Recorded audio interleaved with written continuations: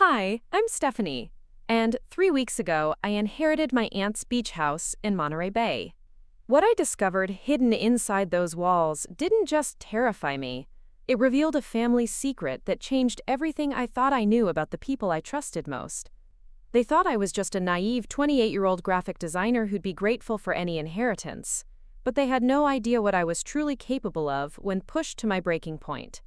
Before we jump back in, tell us where you're tuning in from, and if this story touches you, make sure you're subscribed, because tomorrow, I've saved something extra special for you. The call came on a Tuesday morning, while I was hunched over my laptop in my cramped San Francisco studio apartment, desperately trying to meet a client deadline for a logo redesign that was already 2 days overdue. The shrill ring of my phone cut through the ambient noise of my neighbors arguing upstairs and the constant hum of traffic from the street below. I almost didn't answer, assuming it was another telemarketer or debt collector, but something made me glance at the screen. Unknown number with a 831 area code. Monterey County. My stomach dropped.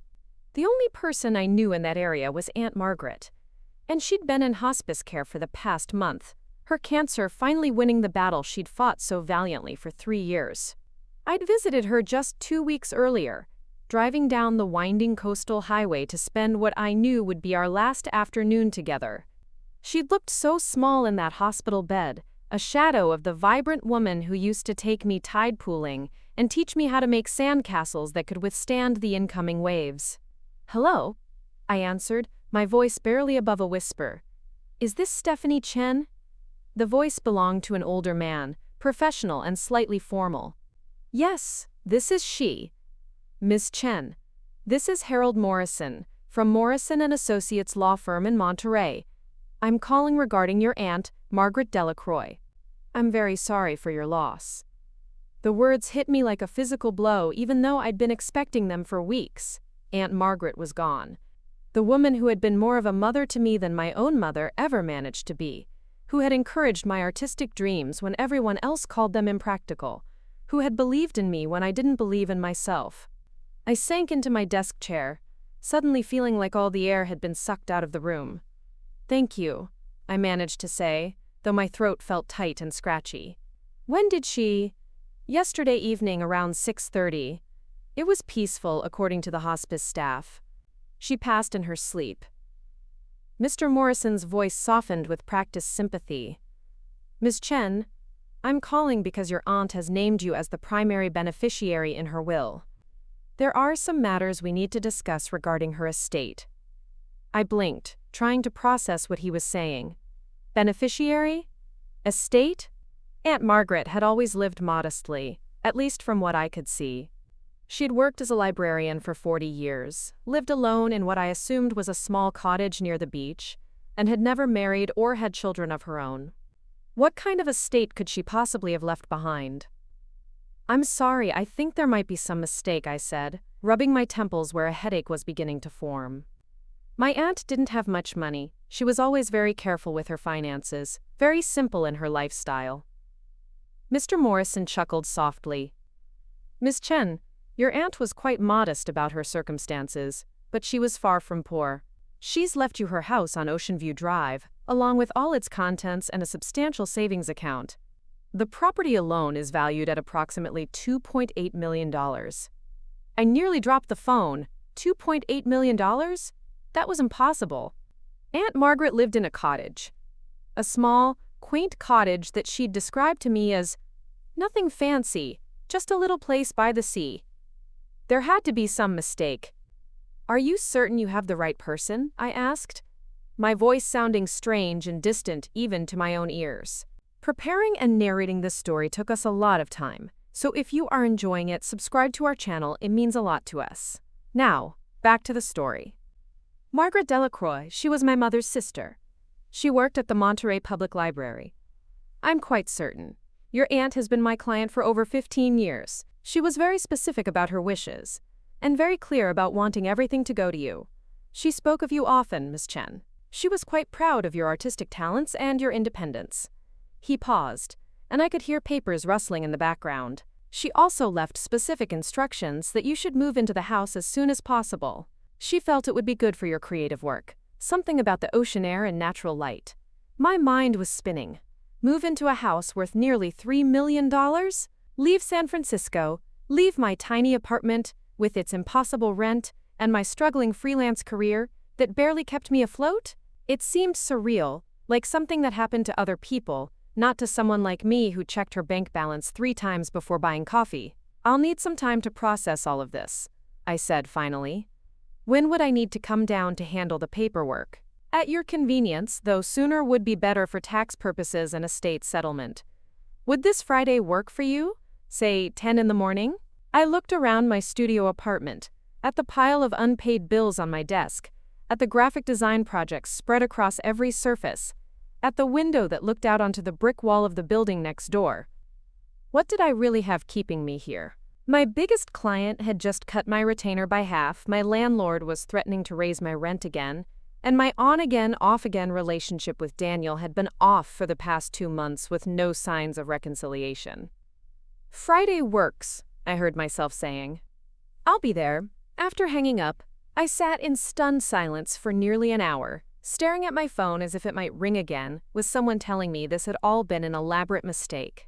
But the call didn't come, and slowly reality began to sink in. Aunt Margaret was gone, and somehow, impossibly, she had left me a fortune. I called my mother first, though I dreaded the conversation. Linda Chen had never approved of my relationship with her sister, claiming that Margaret filled my head with unrealistic dreams and encouraged my irresponsible decision to pursue art instead of something practical like accounting or nursing. The phone rang 4 times before she picked up. Stephanie, why are you calling in the middle of the day? Shouldn't you be working? Mom, Aunt Margaret passed away yesterday. There was a pause, and I could hear the television in the background.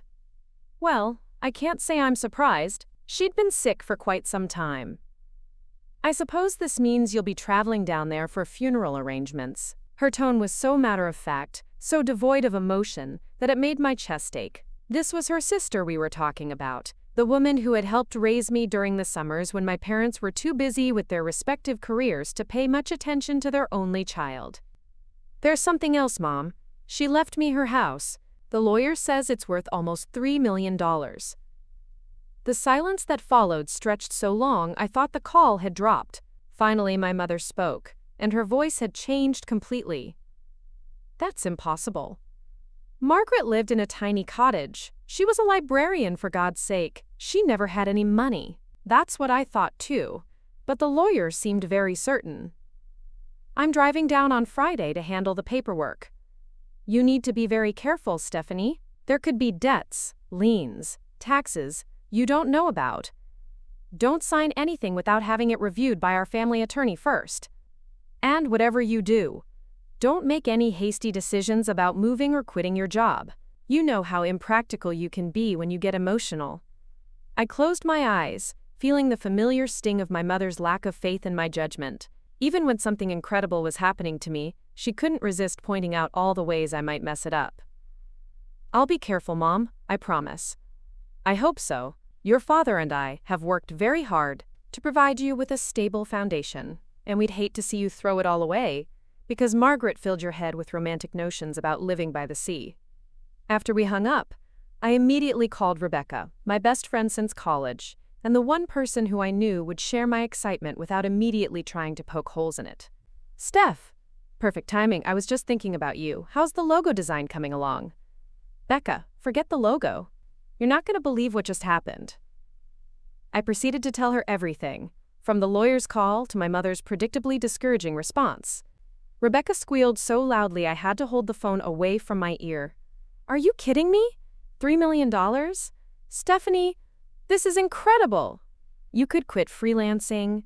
You could focus on your art full-time. You could finally write that graphic novel you've been talking about for years. Her enthusiasm was exactly what I needed to hear. You really think I should consider moving down there? Are you insane? Of course you should move down there. What's keeping you in San Francisco? Your overpriced apartment. Your flaky clients who don't appreciate your work.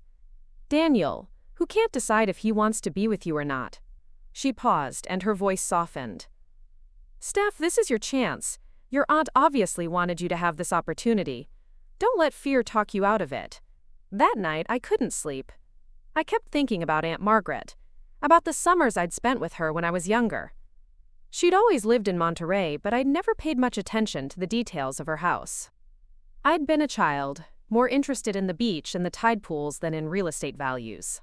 But now, trying to remember, I could recall that her house had seemed nice, certainly comfortable, with large windows that overlooked the ocean and a wraparound porch where we'd sit in the evenings watching the sunset. Could it really be worth nearly $3 million? California real estate was notoriously expensive, especially anything with ocean views, but it still seemed impossible that quiet, modest Aunt Margaret had been sitting on such valuable property. I spent Thursday in a daze, mechanically working on my client projects, while my mind wandered to possibilities I'd never dared to imagine. What would it be like to wake up every morning to the sound of waves? To have space to set up a proper art studio instead of working at my kitchen table? To not worry about making rent every month? By Thursday evening, I'd made my decision. I was going to drive down to Monterey early Friday morning, handle the legal paperwork, and see the house for myself. If it was really as valuable as Mr. Morrison claimed, if it was really now mine, then maybe it was time to take the biggest risk of my life and start over somewhere new. I packed a small overnight bag, not sure if I'd be staying one night or several, and sent emails to my current clients explaining that I'd be out of town for a few days due to a family emergency. Then I did something I'd never done before in my adult life. I went to bed early, without setting an alarm, trusting that excitement and anticipation would wake me naturally when it was time to begin this new chapter of my life. The drive down Highway 1 was even more beautiful than I remembered, with the Pacific Ocean stretching endlessly to the horizon on my left, and rolling hills dotted with cypress trees on my right. I'd forgotten how the air changed as you got closer to the coast, becoming crisp and salty, carrying the scent of kelp and sea spray through my open windows.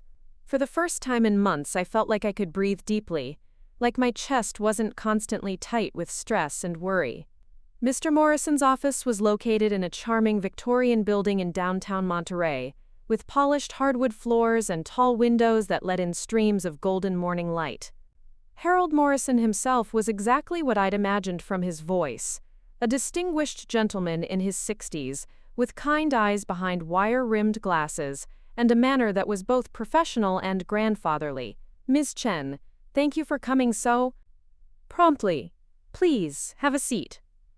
He gestured to a comfortable leather chair across from his desk, which was covered with neat stacks of papers and legal documents. "I have to say, your aunt spoke of you so fondly and so frequently over the years. She was tremendously proud of your artistic accomplishments." "Thank you." She was very special to me as well. I accepted the cup of coffee his assistant offered, grateful for something to do with my hands.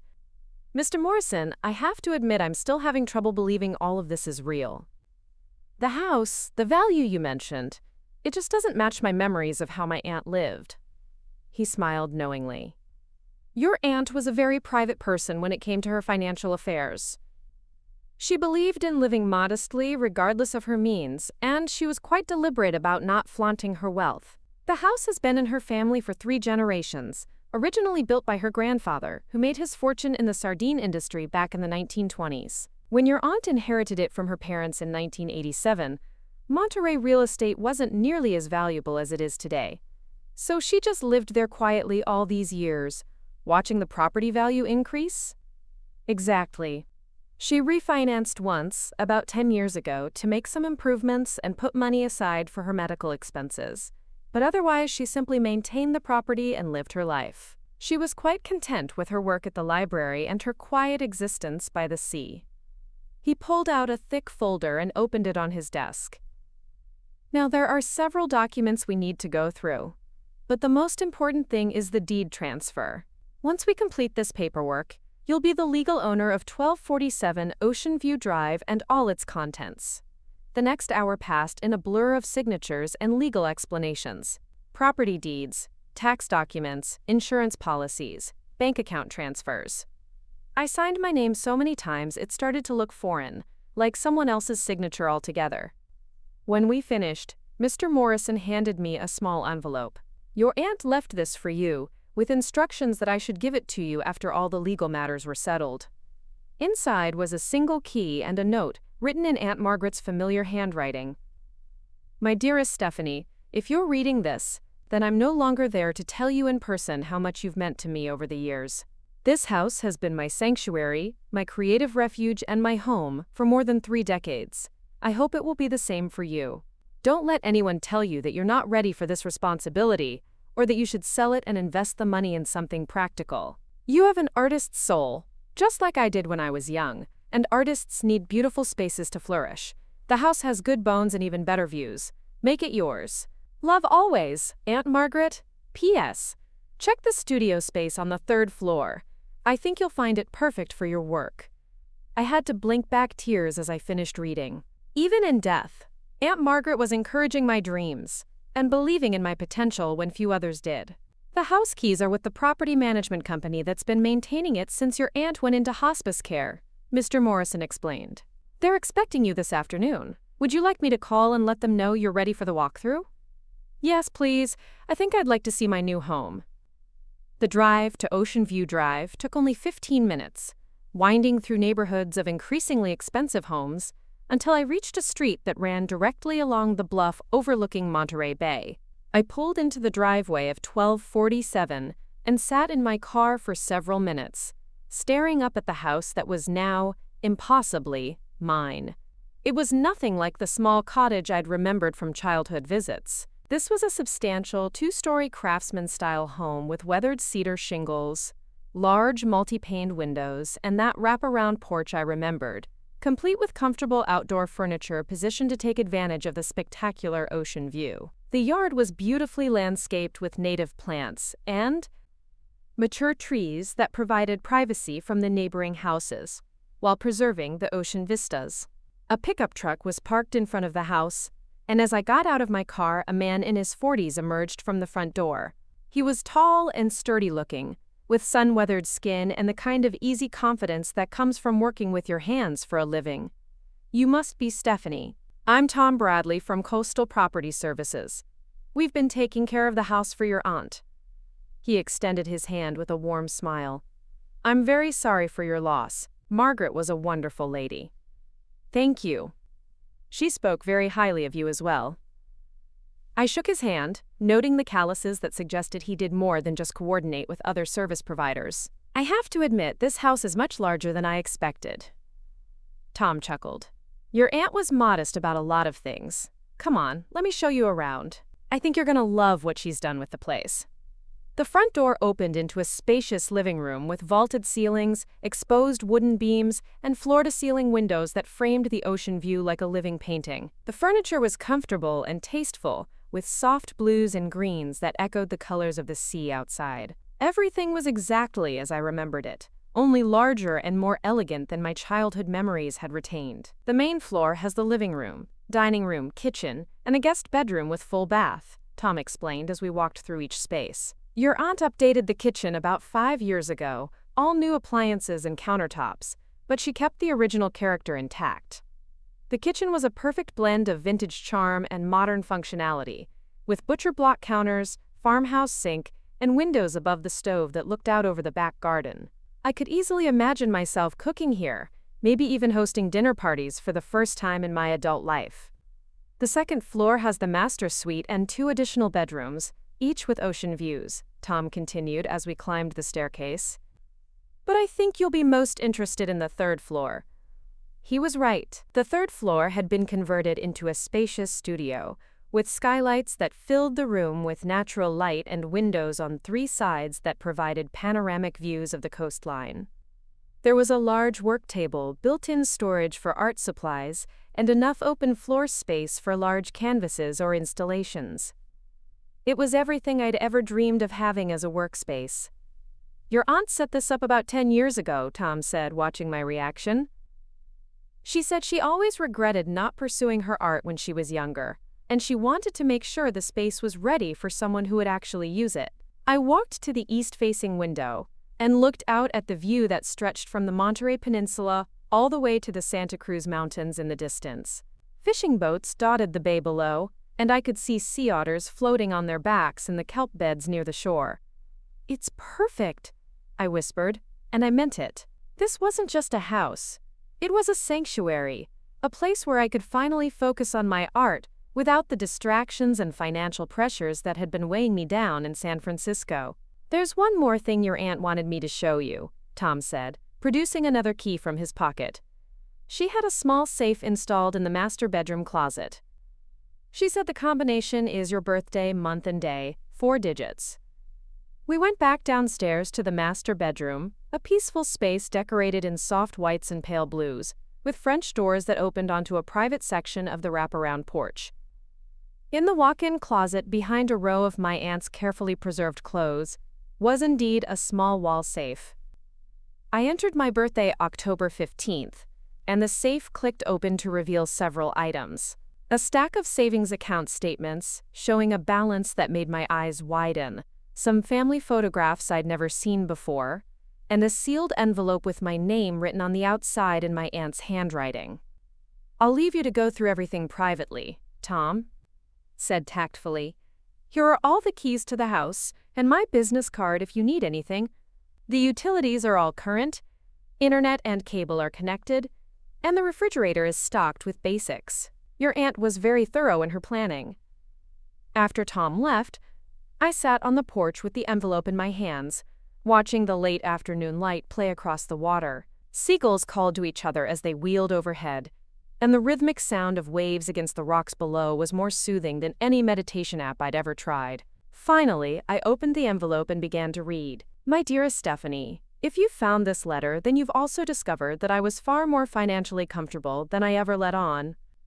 I hope you understand why I kept this information private. I never wanted my family to treat me differently because of money, and I certainly never wanted you to feel that my love and encouragement came with any expectations or strings attached. The truth is, I made some very good investment decisions over the years, and this house has appreciated far beyond what anyone could have predicted when my grandfather built it. But more importantly, I've been saving for decades with one specific goal in mind: to give you the freedom to pursue your artistic dreams without the financial pressures that stifle so many creative spirits. You have extraordinary talent, Stephanie, but talent without opportunity means little. This house, this financial security, this is your opportunity. Don't waste it trying to live up to other people's expectations of what you should do with your life. Create something beautiful. Create something meaningful. Create something that's entirely your own." "Oh, my love, Aunt Margaret." I sat there as the sun set over Monterey Bay, reading and rereading the letter until I had memorized every word. For the first time since I'd received that phone call on Tuesday morning, I allowed myself to fully feel the magnitude of what had just happened to me. I was free. Free from financial worry, free from the pressure to take on clients I didn't believe in just to pay rent, free to explore my creativity without constantly watching the clock because time was money I didn't have. That night, I slept in my aunt's house for the first time as its owner, in the master bedroom with the French doors open to let in the sound of the waves. I slept more peacefully than I had in months, cradled by the knowledge that I was exactly where I was supposed to be. But I had no idea that within the walls of my beautiful inherited sanctuary lay secrets that would soon turn my peaceful new life into something far more complicated and dangerous than I could have ever imagined. The first sign that something was wrong came 3 days after I'd moved into the house permanently. I'd driven back to San Francisco to pack my belongings and officially break my lease, spending 2 exhausting days cramming my entire life into boxes and loading them into a rented moving truck. The drive back to Monterey felt like a pilgrimage, each mile bringing me closer to my new reality as a homeowner and full-time artist. I'd been so focused on settling in, on converting the 3rd-floor studio into my workspace and figuring out which bedroom would serve as my office, that I hadn't paid much attention to the subtle sounds that old houses make. But on Thursday night, as I lay in the master bedroom reading one of Aunt Margaret's mystery novels, I heard something that definitely wasn't the normal settling of timber and foundation. It was a scratching sound, rhythmic and deliberate, coming from somewhere inside the wall behind the headboard. At first, I assumed it was mice or some other small creature that had taken up residence during the weeks the house had been empty. Living by the ocean, it made sense that wildlife might find ways to get inside. I made a mental note to call Tom in the morning about pest control and tried to ignore the sound. But the scratching continued, growing louder and more insistent, until it was impossible to dismiss as random animal movement. There was a pattern to it, almost like someone tapping out a code. 3 short scratches, pause. 2 long ones, pause, repeat. It went on for nearly an hour before finally stopping around midnight, leaving me wide awake and unsettled. The next morning, I called Tom's number, expecting to get his voicemail since it was barely 7 in the morning. Instead, he picked up on the second ring, sounding fully awake and alert. "Stephanie, everything okay at the house? I think I might have mice or something in the walls. I heard scratching last night, very distinctive pattern, coming from behind the headboard in the master bedroom." There was a pause that lasted just a beat too long before Tom responded. "Scratching, you said? What kind of pattern?" I described the sequence of sounds I'd heard, and Tom's silence stretched even longer this time. When he finally spoke, his voice had taken on a careful, measured tone that immediately put me on edge. "I'll come by this afternoon to take a look. In the meantime, don't worry about it too much. These old houses have all kinds of quirks." "Tom, is there something you're not telling me? You sound like you know what this might be." No, nothing like that. I just want to check it out in person before jumping to any conclusions. I'll see you around 2 o'clock. After we hung up, I stood in the kitchen holding my coffee mug and staring out at the ocean, trying to shake the feeling that Tom had been less than completely honest with me. Why would he ask about the pattern of the scratching unless he had some idea what might be causing it? And why had he seemed so concerned about something as mundane as mice in the walls? I spent the morning exploring the house more thoroughly than I had during my initial walkthrough, paying attention to details I'd missed while being overwhelmed by the sheer magnitude of inheriting such a valuable property. In the basement, I found a workshop area that looked like it hadn't been used in years, with tools covered in dust and workbenches that bore the marks of serious woodworking projects. There were several pieces of furniture in various stages of completion, including what looked like a beautiful rocking chair that had been sanded and prepped for staining but never finished. Upstairs, I examined the walls more carefully, looking for any obvious signs of pest entry or damage.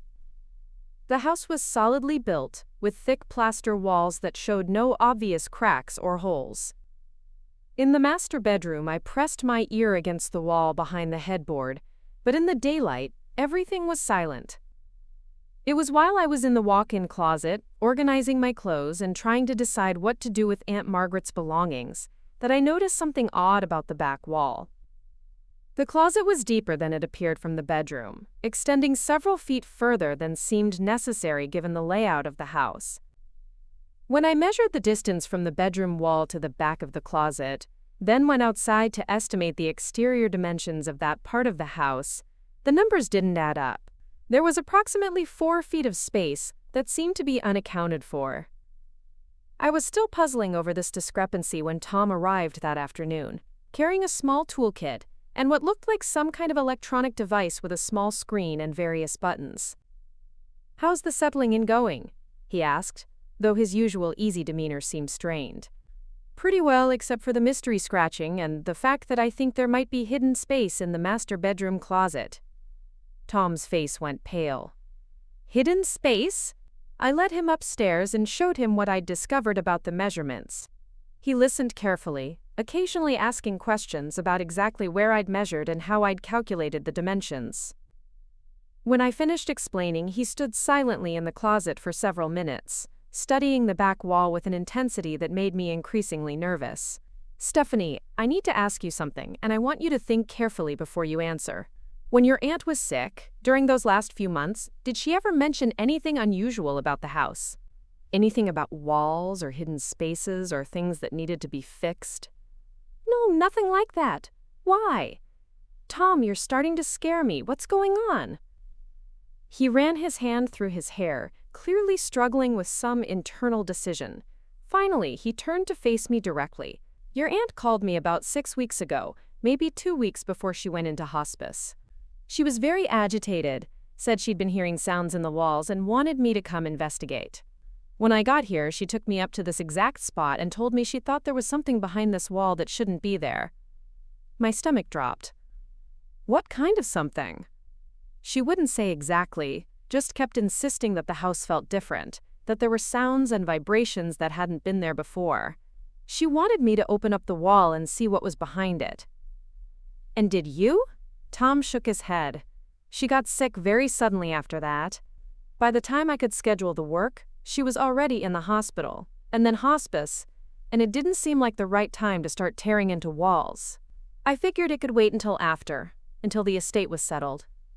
I sank onto the small bench in the closet, my mind racing.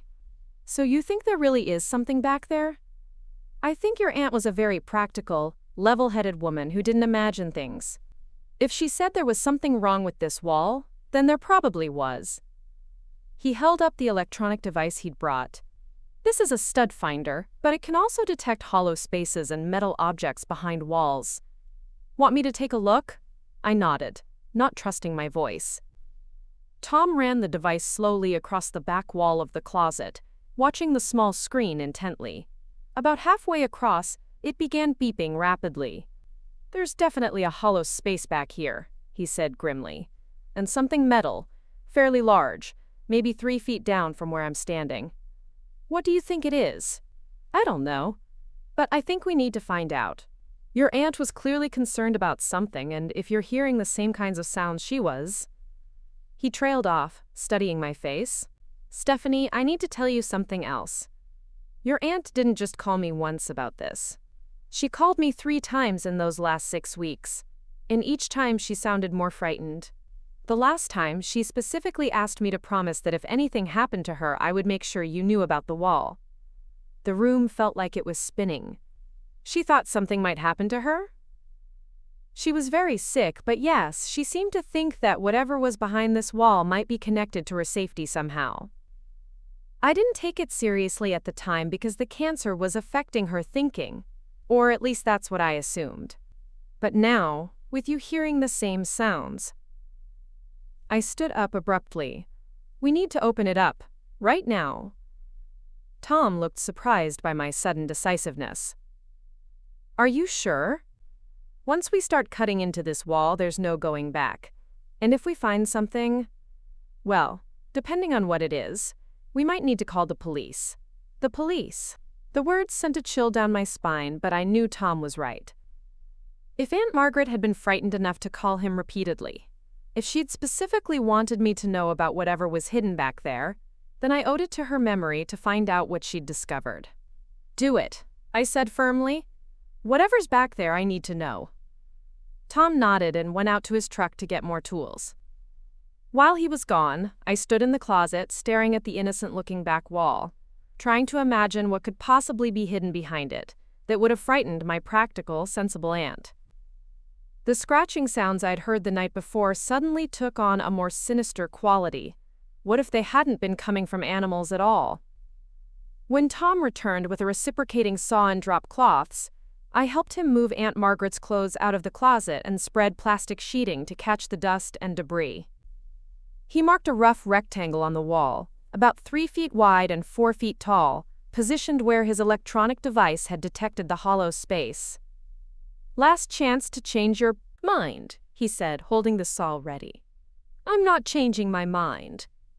The saw bit into the plaster with a harsh grinding sound that made my teeth ache. Dust filled the air despite our precautions, and I had to step back into the bedroom to breathe clearly. It took nearly 20 minutes for Tom to cut through the thick plaster and underlying lath, but finally he was able to pull away a section of wall large enough for us to see what lay behind it. At first, all I could make out was darkness and what looked like more wood framing. Tom shined his flashlight into the opening, and we both peered inside. Jesus Christ, Tom whispered, his voice tight with shock. It was a room. A small, windowless room maybe 6 feet wide and 8 feet deep, with finished walls and what appeared to be a concrete floor. But that wasn't what made Tom swear. Hanging from hooks on the far wall were dozens of photographs, and even from the closet opening I could see that they were surveillance photos of people who appeared to be unaware they were being photographed. We need to call the police, Tom said immediately. Right now. But I was already climbing through the opening in the wall, compelled by a horrible fascination to see more clearly what my aunt had discovered.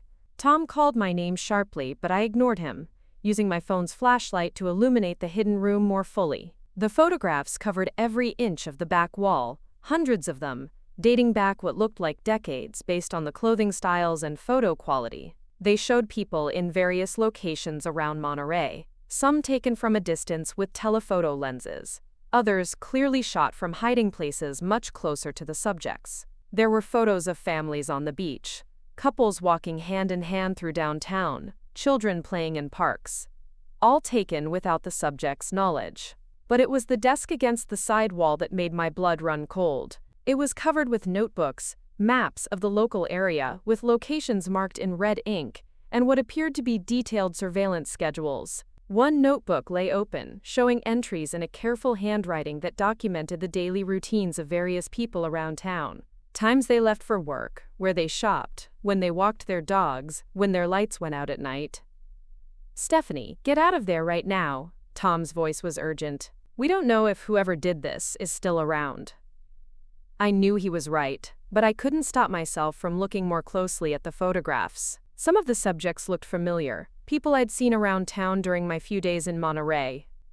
Others were clearly much older photos, people who might have moved away or died years ago. But there was something about the organization of it all, the careful documentation and systematic approach, that suggested this wasn't the work of a casual voyeur or harmless eccentric. This was the setup of someone who had been stalking multiple people over many years, someone who had used this hidden room as a command center for watching and documenting the lives of dozens of innocent people.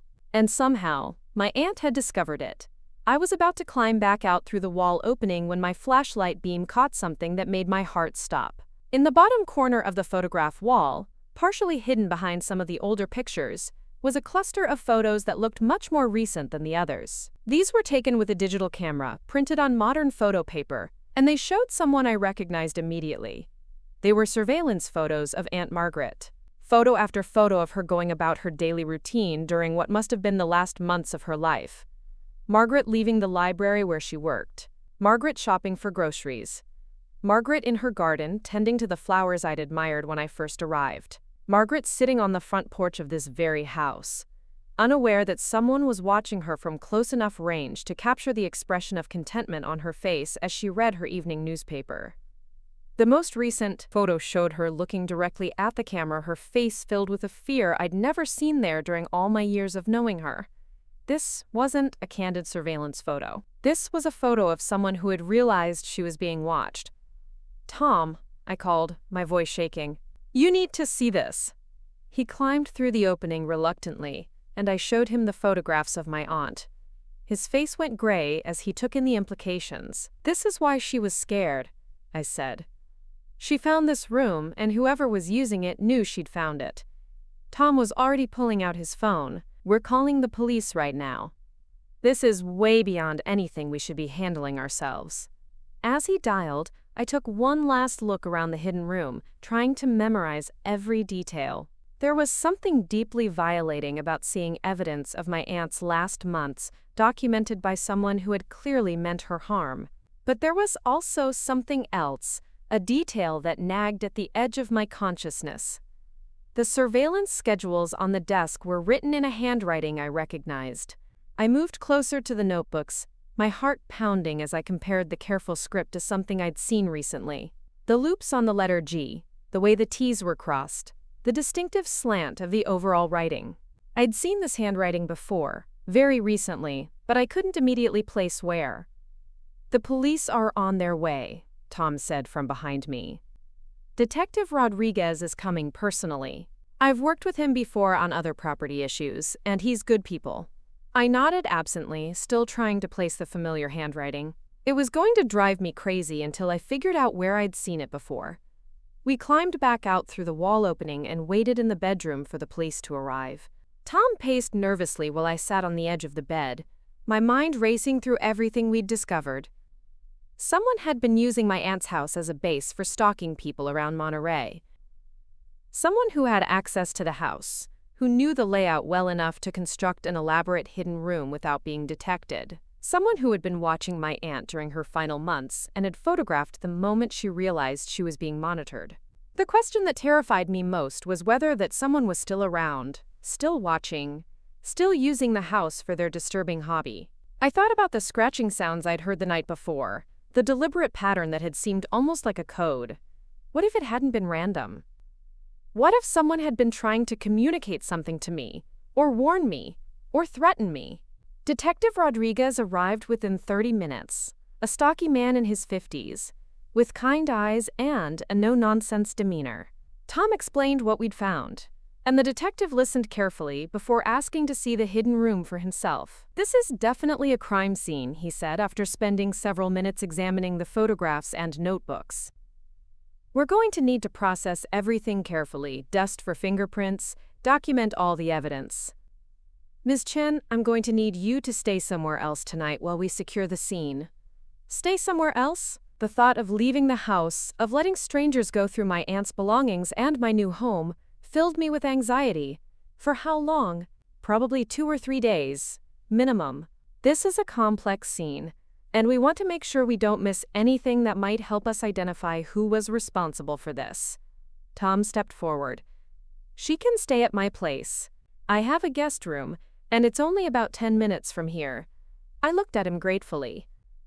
Since arriving in Monterey, Tom had been the one constant source of help and honesty, and the idea of staying with someone I trusted was enormously comforting. "There's something else," Detective Rodriguez continued. "Given the nature of what we found here, and the fact that some of these surveillance activities appear to have been ongoing very recently, we have to consider the possibility that whoever was using this room might try to return. We'll have officers patrol the area regularly, but you should be aware that there could be some risk involved." Risk. The word hung in the air like a threat. I'd come to Monterey expecting to start a peaceful new life, focused on my art and creativity. Instead, I'd inherited not just a house and financial security, but apparently also a dangerous enemy who had been terrorizing my aunt and might now be focused on me. "Do you have any idea who might have had access to the house?" Detective Rodriguez asked. "Anyone with keys. Anyone who did work here regularly. Anyone your aunt might have trusted enough to let inside unsupervised." I thought about it carefully. Tom's company has been maintaining the property for years. The housekeeper, Maria, comes twice a week. There's a gardener who works on the landscaping. My aunt mentioned her neighbors, particularly Mr. Harrison next door, and the lawyer, Mr. Morrison. Detective Rodriguez nodded, making notes. "We'll need to interview all of them. In the meantime, I want you to think about whether you've noticed anyone watching you since you moved in, any sense of being followed or monitored, any other unusual sounds or activities around the house." As he spoke, the memory I'd been struggling to capture suddenly clicked into place. The handwriting in the surveillance notebooks, I'd seen it on documents in Mr. Morrison's office. The careful script, the distinctive letter formations, the precise slant. It looked exactly like the handwriting on several legal documents I'd signed during the estate transfer. My blood went cold as the implications hit me. Harold Morrison, the trusted family lawyer who had handled Aunt Margaret's affairs for 15 years, who had known about her financial situation, who had keys to the house for estate management purposes, who had been inside regularly during her final months supposedly handling legal matters. But I didn't say anything to Detective Rodriguez. Not yet. I needed to be absolutely certain before I accused someone of such serious crimes. And I needed to understand why a successful lawyer would risk everything to stalk innocent people in his community. As the police began processing the crime scene and Tom gathered my belongings for the stay at his house, I stood on the front porch looking out at the ocean that had seemed so peaceful just hours earlier. The sun was setting, painting the water in brilliant shades of orange and pink, but the beauty felt hollow now, tainted by the knowledge of what had been happening in the shadows. Aunt Margaret had tried to warn me about the wall, had specifically asked Tom to make sure I knew about it. She'd been frightened enough to call for help repeatedly, and I was beginning to suspect that her fear had been completely justified. Whatever had killed her, whether it was cancer alone or something more sinister, she'd died knowing that someone had been watching her, documenting her final months, perhaps even threatening her safety. And now that someone knew I was living in the house, knew I'd discovered their secret room, knew I was asking questions they probably didn't want answered. As Tom loaded my suitcase into his truck, I made a silent promise to my aunt's memory. I was going to find out who had terrorized her final months, and I was going to make sure they paid for what they'd done. They'd picked the wrong person to try to intimidate. I might have been a naive graphic designer when I first inherited this house, but I was learning fast that I was capable of far more than anyone had given me credit for. The scratching in the walls had been just the beginning. Tom's house was a modest ranch-style home about 15 minutes inland from the coast, surrounded by tall pine trees that provided privacy from the neighboring properties. The guest room was simple but comfortable, with a large window that looked out onto his backyard garden. Under normal circumstances, I would have found the space peaceful and welcoming. But these weren't normal circumstances, and I spent most of that first night lying awake, replaying every interaction I'd had with Harold Morrison during the estate settlement. The more I thought about it, the more convinced I became that the handwriting in those surveillance notebooks belonged to him. But why would a respected attorney with a successful practice risk everything to stalk people around Monterey? And, more importantly, what had he done to my aunt when she discovered his secret? At around 3 a.m, I gave up on sleep and padded quietly to the kitchen to make tea. Tom was already there, sitting at his breakfast table with a cup of coffee and what looked like a stack of business records spread out in front of him. "Couldn't sleep either?" he asked, looking up with tired eyes. "Too much to process." I filled the kettle and set it on the stove. "Tom, can I ask you something about Mr. Morrison?" His expression became guarded. "What about him? How long has he been handling legal work in Monterey? Do you know anything about his background, his reputation in the community?" Tom was quiet for a long moment, clearly weighing how much to tell me. Finally, he closed the folder he'd been reading and gave me his full attention. "Harold Morrison has been practicing law here for about 20 years. He moved to Monterey from somewhere back east, I think maybe Boston or New York. Built up a solid estate planning practice, handles a lot of the wealthy families in the area." He paused, studying my face. "Why are you asking?" I told him about recognizing the handwriting in the surveillance notebooks, about my growing suspicion that Morrison might be involved in whatever had been happening in my house. Tom listened without interrupting, but I could see his skepticism growing. "Stephanie, I understand you're trying to make sense of all this, but accusing Harold Morrison of stalking people is a pretty serious leap. The man has handled legal work for half the prominent families in Monterey County. He's got a reputation to protect." "That's exactly what would make it the perfect cover," I argued. "Who would suspect the respectable family lawyer? He'd have access to clients' homes, knowledge of their schedules and routines, trust that would let him get close to people without raising suspicion." The kettle began whistling, and Tom got up to pour my tea while he considered what I'd said. When he handed me the mug, his expression was troubled. "Even if you're right about the handwriting, that's not enough evidence to prove anything. And going after someone like Morrison without solid proof could backfire badly. He's got connections with judges, other lawyers, the kind of people who could make your life very difficult if you're wrong." I knew Tom was trying to protect me, but his caution only strengthened my resolve. What if I'm right, though? What if he killed my aunt because she found out what he was doing? "Your aunt died of cancer, Stephanie. The doctors confirmed that. But what if she didn't have to die when she did? What if he somehow accelerated her illness, or prevented her from getting treatment, or just caused her so much stress that her body couldn't fight anymore?" The words tumbled out faster as the possibility took shape in my mind. "She was calling you repeatedly in those last weeks, frightened about something. What if Morrison found out she'd discovered his surveillance room and decided she was too much of a risk?" Tom rubbed his temples, clearly struggling with the implications of what I was suggesting. "This is getting into conspiracy theory territory. You're talking about murder. I'm talking about finding out the truth. My aunt specifically wanted me to know about what was behind that wall. She died frightened and alone, knowing someone had been watching her, documenting her final months. I owe it to her to find out who did that." We sat in silence for several minutes, both lost in our own thoughts. Finally, Tom spoke again. "If you're determined to pursue this, and I can see that you are, then you need to be smart about it. Don't go to Morrison's office alone. Don't confront him directly, without backup. And for God's sake, don't let him know you suspect him until you have concrete evidence." "What kind of evidence would be enough?" Tom thought about it. Fingerprints from the surveillance room would be ideal, but the police are handling that. Witness testimony about Morrison being in your house when he shouldn't have been. Documentation of him having access to information he shouldn't have known. Something that directly connects him to the stalking activities. Over the next 2 days, while the police processed the crime scene at my house, I began my own investigation into Harold Morrison.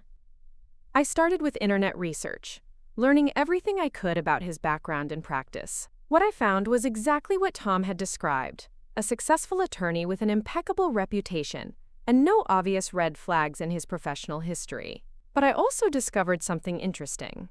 Morrison's practice specialized in estate planning for elderly clients, many of whom lived alone in valuable properties around Monterey. He'd handled dozens of estates over the years, which meant he'd had access to dozens of homes belonging to people who fit the profile of the surveillance victims I'd seen photographed in that hidden room. I made a list of every estate Morrison had handled in the past 5 years, using public records and obituary notices to identify his clients. Then I cross-referenced those names and addresses with the surveillance photos I could remember from the hidden room. The matches were too numerous to be coincidental. On Thursday morning, Detective Rodriguez called to tell me I could return to the house. The crime scene processing was complete, though the investigation was far from over. We found fingerprints from multiple people in that hidden room, he told me. Some belonged to construction workers who probably built the space originally, but there are several sets that we haven't identified yet. We're running them through databases, and we'll also need elimination prints from anyone who's had legitimate access to your house. What about the surveillance photos? Have you been able to identify any of the victims? We're working on that. Some of the people in the more recent photos are still alive and living in the area. We'll be interviewing them to see if they noticed anything unusual, anyone following them or taking pictures. When I returned to the house that afternoon, I felt like I was entering a crime scene rather than my home. Yellow tape still blocked off the master bedroom closet, and everything felt contaminated by the knowledge of what had been hidden in the walls. But I forced myself to walk through each room, reclaiming the space and refusing to let fear drive me away from the sanctuary my aunt had left me. That evening, I was sitting on the front porch watching the sunset when a familiar car pulled into my driveway. Harold Morrison stepped out, looking every bit the concerned family lawyer, with his silver hair perfectly styled and his expression radiating professional sympathy. "Stephanie, my dear, I heard about the terrible discovery at your house. I wanted to stop by and see how you're holding up." Every instinct I had screamed at me to be careful, to not let him know I suspected him. I forced myself to smile and gesture to the chair beside me on the porch. "Mr. Morrison, how thoughtful of you to check on me. It's been quite a shock, as you can imagine." He settled into the chair, his eyes scanning the front of the house and the surrounding property, with what looked like professional assessment but felt like predatory evaluation. "Have the police made any progress in identifying who might have been responsible for this surveillance operation?" The question seemed innocent enough, but something about the way he asked it, the slight emphasis on the word identifying, made my skin crawl. He wasn't just making conversation. He was trying to find out how much the police knew. "They're still processing evidence," I said carefully.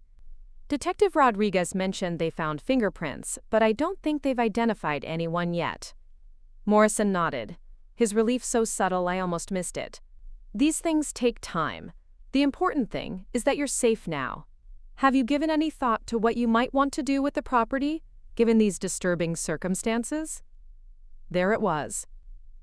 Less than a week after someone had been discovered using my house as a surveillance headquarters, he was already suggesting I might want to sell. The timing was suspicious enough to confirm my growing certainty that he was involved. "Actually, I'm more determined than ever to stay," I said, watching his reaction carefully. This was my aunt's home, and I'm not going to let some criminal drive me away from it. Morrison's smile tightened almost imperceptibly. "Of course I understand the sentimental value, but you have to consider the practical aspects. Property values could be affected by this kind of notoriety. And there's always the question of safety. Whoever was using that hidden room might try to return. The police are patrolling regularly, and I've had new locks installed. I think I'll be fine." New locks are wise, though I hope you kept a spare key for me. "As your attorney, I sometimes need access for estate-related matters." I stared at him, shocked by his audacity. He was actually asking for a key to my house, just days after a surveillance operation had been discovered there. Either he had incredible nerve, or he genuinely didn't realize I suspected him. "I think I'll handle my own legal matters going forward," I said evenly. "I appreciate everything you did to help with the estate settlement, but I prefer to work with attorneys I choose myself rather than inherited ones." The mask slipped then, just for a moment. Morrison's professional warmth disappeared, replaced by something cold and calculating that made me glad we were sitting on the front porch where neighbors could see us. "I think you're making a mistake, Stephanie. Your aunt trusted me completely, relied on my judgment in all her legal affairs. I knew her better than anyone, understood her wishes and intentions. You're new to Monterey, new to this kind of responsibility. You need experienced guidance. What I need is to feel safe in my own home. And right now, that means limiting access to people I trust completely." Morrison stood abruptly, his lawyer's composure cracking further. "I hope you won't come to regret this decision. Your aunt would have wanted you to be more careful about alienating people who could help you." The thinly veiled threat was unmistakable. After he drove away, I sat on the porch for another hour, my heart racing as I replayed every word of our conversation. He'd practically admitted to having regular access to the house, had tried to pressure me into giving him a key, and had become hostile when I refused. If that wasn't the behavior of someone with something to hide, I didn't know what was. But Tom was right about needing concrete evidence. Morrison's suspicious behavior and my recognition of his handwriting wouldn't be enough to convince the police, especially given his reputation in the community. I needed to find something that directly connected him to the surveillance activities, something that couldn't be explained away or dismissed. That night, I called Detective Rodriguez and told him about Morrison's visit, about his request for a key, and his reaction when I fired him as my attorney. Rodriguez listened carefully but didn't seem as concerned as I'd hoped. It's not unusual for attorneys to want to maintain relationships with clients, especially lucrative estate work. And asking for access to property he's been managing isn't necessarily suspicious. But the timing is terrible. And his behavior was definitely threatening. "Stephanie, I understand you're on edge after everything that's happened, but we need to be careful about jumping to conclusions. Harold Morrison is a prominent member of this community. If we're going to investigate him, we need solid evidence, not just suspicions and personality conflicts." After we hung up, I realized I was on my own in pursuing Morrison. The police weren't going to investigate him based on my gut feelings and handwriting analysis. If I wanted justice for my aunt, if I wanted to feel safe in my own home, I was going to have to find the evidence myself. The next morning, I drove to the Monterey Public Library where my aunt had worked for so many years. I told the head librarian, Mrs. Patterson, that I was researching my aunt's life for a memorial project, which was true enough, and asked if I could look through employment records and photographs from her time there. What I found was enlightening. The library had a small archive of photographs from community events, and in several pictures from the past few years, I spotted Harold Morrison in the background. He'd attended library fundraisers, book readings, historical society meetings where my aunt had been present. He'd had numerous opportunities to observe her, to learn her routines, to plan his surveillance activities. But more importantly, I found a folder of correspondence between my aunt and the library administration about security concerns she'd raised in her final months of work. Margaret had reported feeling like she was being watched, had asked about installing security cameras in the parking lot, had even mentioned to her supervisor that she thought someone might be following her home from work. The dates on these security requests corresponded exactly with the period when she'd been calling Tom about strange sounds in the house walls. Mrs. Patterson remembered my aunt's concerns clearly. Margaret was always so level-headed, never one to imagine things or create drama. When she started talking about feeling unsafe, we took it seriously. We did install better lighting in the parking lot and started having security walk employees to their cars after evening events. Did she ever mention who she thought might be watching her? She was reluctant to name anyone specifically, but I got the impression she suspected someone she knew professionally.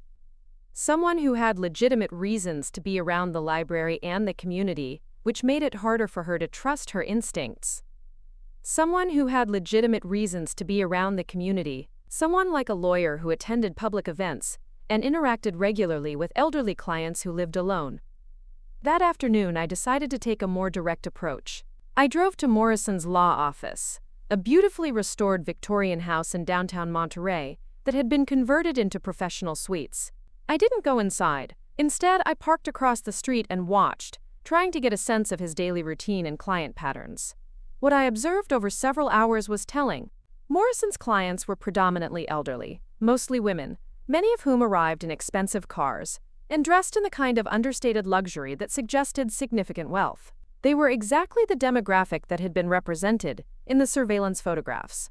Around 4 in the afternoon, I watched Morrison walk an elderly female client to her car, a white Mercedes sedan, parked in front of his office. He was solicitous and charming, helping her with her packages and chatting warmly as she prepared to leave. But as her car pulled away, I saw him take out his phone and start typing, his eyes following her vehicle as it disappeared down the street. My blood ran cold as I realized what I might be witnessing. Was he texting her schedule and location to someone? Or was he documenting her movements for his own surveillance purposes? I started my car and followed the Mercedes at a distance, curious to see where Morrison's client was heading. She drove to an upscale grocery store, spent about 30 minutes shopping, then headed toward the residential area near Pebble Beach. I stayed far enough back to avoid detection, but close enough to see when she turned into the driveway of a spectacular oceanfront estate. As I drove past her house, I memorized the address and architectural details. When I got home, I looked up the property records online and confirmed what I'd suspected. The house was worth over $5 million, and the owner, Elizabeth Hartwell, was an 82-year-old widow who lived alone. She was exactly the kind of target that would appeal to someone running a surveillance operation focused on wealthy, vulnerable residents. That evening, I sat in my living room with a yellow legal pad, drawing connections between everything I'd learned. Morrison had access to information about elderly, wealthy clients. He'd been present at numerous community events where my aunt could have noticed his behavior. He'd reacted suspiciously when I fired him and refused to give him continued access to my house. And I'd possibly witnessed him documenting a client's movements just hours earlier. It still wasn't enough for the police, but it was enough to convince me that I was on the right track. Morrison was using his legal practice as a cover for stalking his own clients, probably planning burglaries or worse. My aunt had somehow discovered his activities, and he'd either killed her to keep her quiet or terrorized her enough to accelerate her death from cancer. But knowing what he'd done and proving it were two different things. I needed to catch him in the act, to get evidence that couldn't be explained away or dismissed, and I was beginning to form a plan for exactly how to do that. Morrison had made one crucial mistake in his visit to my house. He'd revealed that he wanted continued access, that he wasn't done with whatever he'd been using the surveillance room for. If I could give him what he thought he wanted while secretly documenting his activities, I might be able to gather the evidence needed to bring him down. It was risky, potentially dangerous, but it was also the only way I could see to get justice for my aunt and protect other potential victims in the community. Morrison had underestimated me, had assumed I was just a naive young woman who would be easily intimidated. He was about to learn that he'd made a serious miscalculation. I might have inherited more than just my aunt's house and money. I'd apparently inherited her courage as well, and I was going to use it to make sure Harold Morrison paid for what he'd done. The scratching in the walls had been his way of communicating, probably signaling to an accomplice or recording device. But now I was going to turn his own methods against him. And when I was finished, he'd discover that the quiet young artist he'd tried to intimidate was far more dangerous than he'd ever imagined. My plan was simple in concept but would require careful execution. If Morrison wanted access to my house, I would give it to him, but under controlled circumstances that would allow me to document his activities.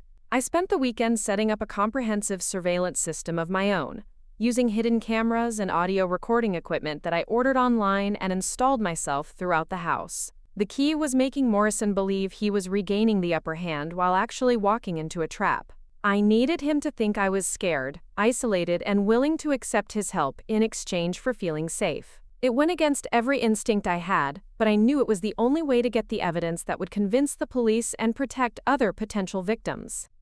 On Monday morning, I called Morrison's office and asked to schedule an appointment. His secretary seemed surprised to hear from me, given how abruptly I'd fired him the week before, but she managed to fit me in for late Tuesday afternoon. I spent Monday evening practicing what I would say, rehearsing the role of a frightened young woman who had realized she was in over her head and needed professional guidance. It felt degrading to play into stereotypes about helpless females, but if it would expose Morrison's crimes, I was willing to swallow my pride. Tuesday afternoon, I dressed carefully in clothes that would make me look younger and less confident than I felt. I pulled my hair back in a simple ponytail, wore minimal makeup, and chose a cardigan that was slightly too large, giving me an air of vulnerability. When I arrived at Morrison's office, I made sure to appear nervous and uncertain. "Stephanie, I'm so glad you called," Morrison said as he ushered me into his private office. "I've been worried about you since our conversation last week. You seem so overwhelmed by everything that's happened." I forced myself to look grateful for his concern. "I think I made a mistake, Mr. Morrison. I've been trying to handle everything on my own, but it's too much. The police investigation, the media attention, the feeling of not being safe in my own home. I need help." Morrison's eyes lit up with what I now recognized as predatory satisfaction. "Of course, my dear. That's exactly what I tried to tell you. You're dealing with complex legal and safety issues that require experienced guidance. I want to hire you back as my attorney," I said, hating every word. "And I think you were right about needing access to the house for estate matters. Would you still be willing to take on that responsibility?" "Absolutely. In fact, I think it would be wise for me to conduct regular security checks of the property, given what was discovered there. Perhaps twice a week, just to ensure everything is secure and properly maintained." "Twice a week. Perfect. That would give me multiple opportunities to record his activities and hopefully catch him doing something incriminating." "That sounds very responsible," I agreed. "When would you like to start?" "I could come by tomorrow evening around 7 o'clock after my office hours. That way I can give the property a thorough inspection without interrupting your daily routine." We spent another 30 minutes discussing legal matters and security concerns, with Morrison playing the role of concerned protector so convincingly that I almost doubted my own suspicions. But I kept thinking about the surveillance photographs of my aunt, about her final months of fear and isolation, and my resolve never wavered. That evening I tested all my hidden cameras and recording equipment, making sure everything was functioning properly and positioned to capture any suspicious activity.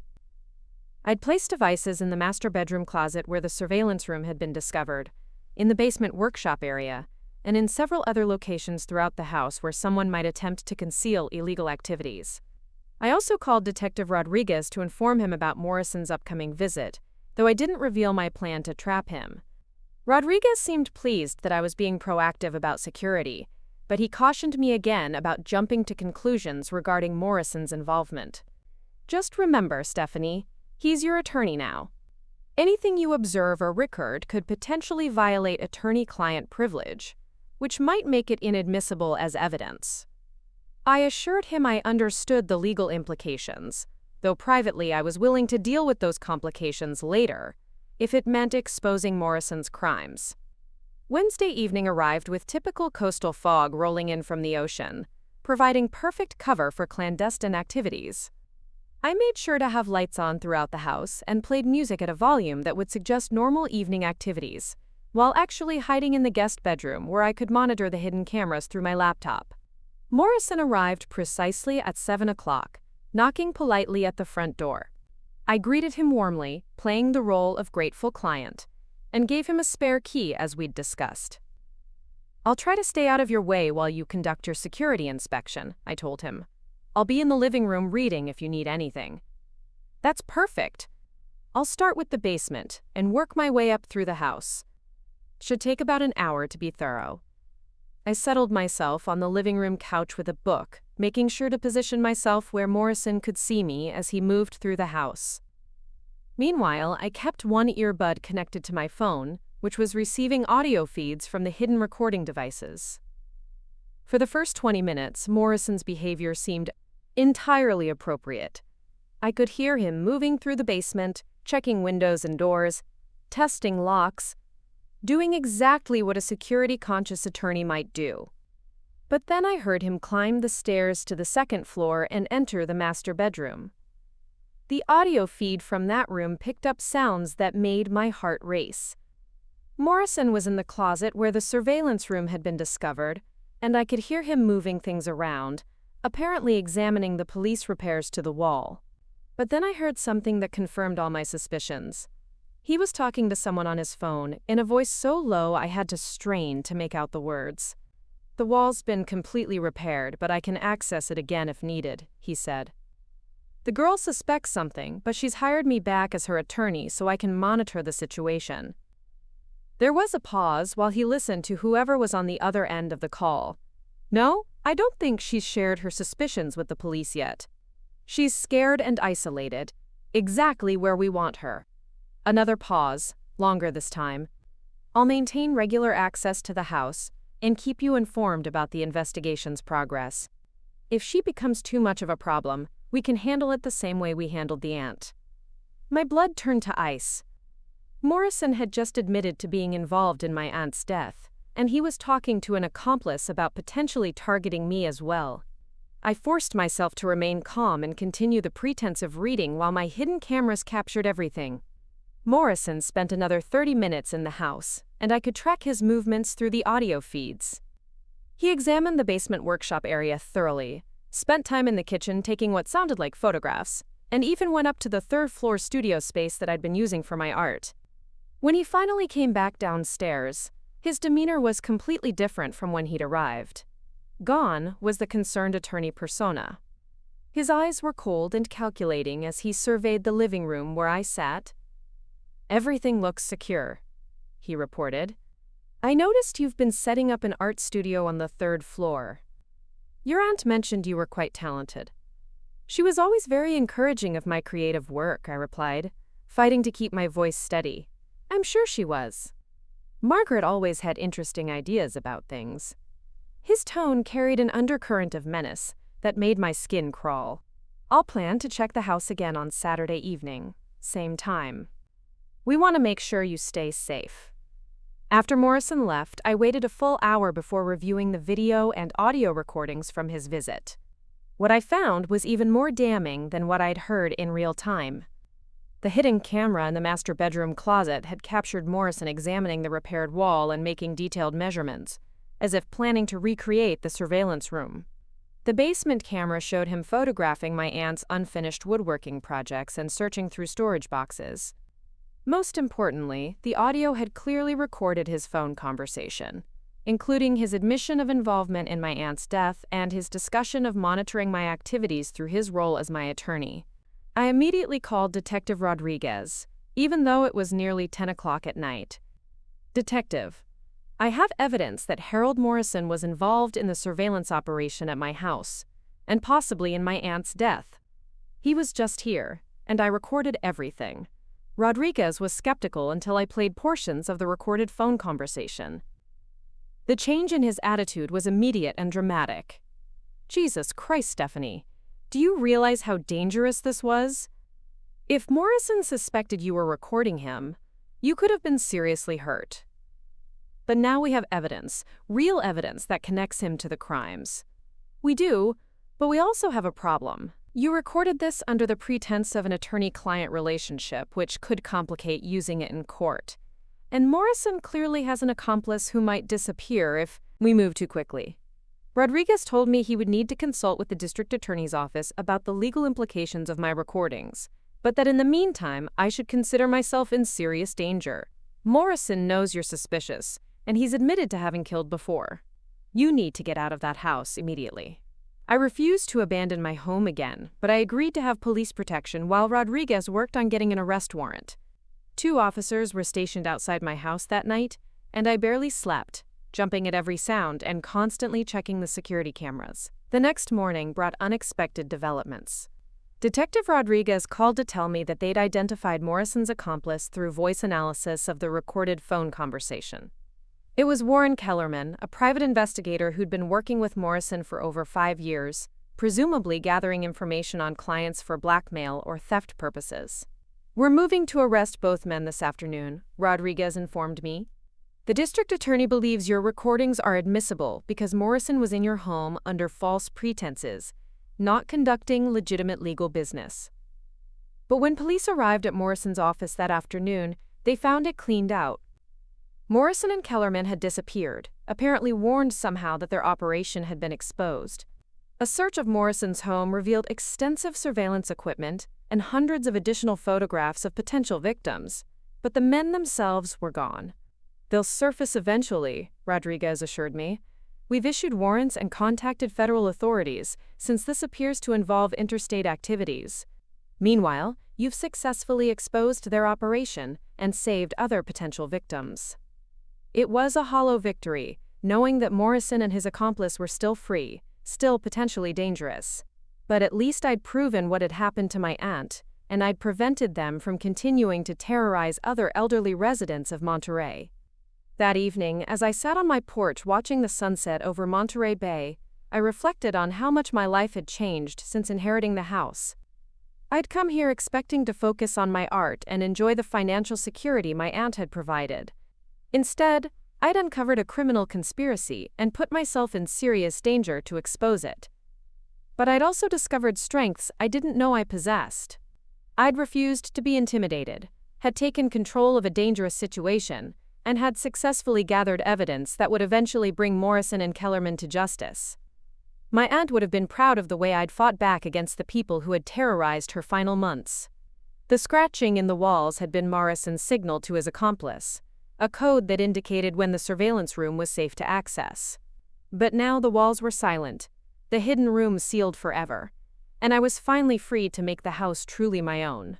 Morrison had underestimated me completely, assuming I was just another vulnerable target to be manipulated and controlled. He'd learned too late that I was my aunt's niece in more ways than just genetics. I had her courage, her intelligence, and her refusal to back down when faced with injustice. The house that had once hidden such dark secrets was becoming the sanctuary my aunt had always intended it to be, a place where I could create art, build a new life, and honor her memory by refusing to let evil triumph over good. Morrison was still out there somewhere, but he was no longer my problem. I'd taken back control of my story, my home, and my future. The transformation was complete. 6 months later, I stood in the third-floor studio of my Monterey home, sunlight streaming through the skylights as I put the finishing touches on my latest painting. The canvas depicted the view from my front porch at sunset, but with an ethereal quality that suggested hope emerging from darkness. It would be the centerpiece of my first solo art exhibition, opening next week at the Monterey Peninsula Arts Center.